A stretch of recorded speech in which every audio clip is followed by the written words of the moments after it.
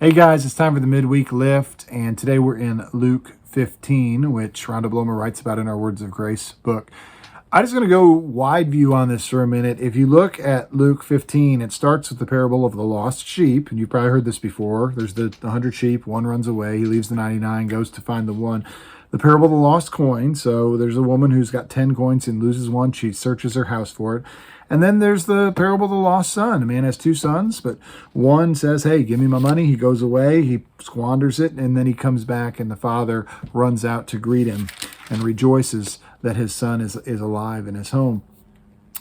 What do we learn? What do we learn from this chapter of the Bible? I think it's pretty apparent God loves lost things. God loves lost people.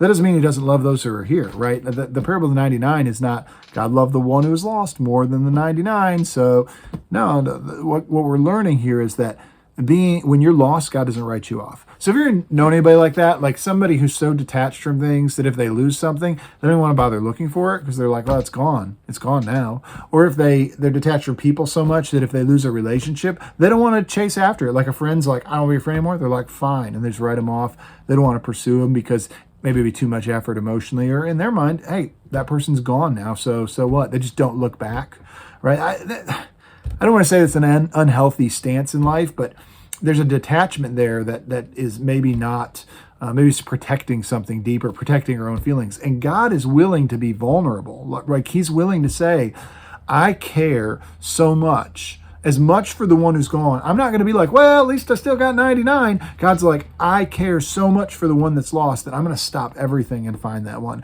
I care so much for that one coin that I'm going to sweep the house looking for it. I care so much for that one son that I'm going to throw a party and celebrate when he comes home, even though he squandered my wealth.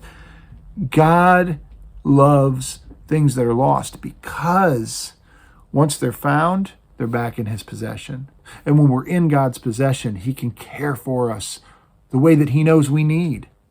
When we're lost, he can't give us the care. He wants to, but he can't give us the care he wants to give us.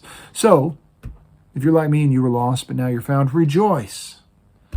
But also pray that others can be found by God because the heart of God is breaking for them while they're lost.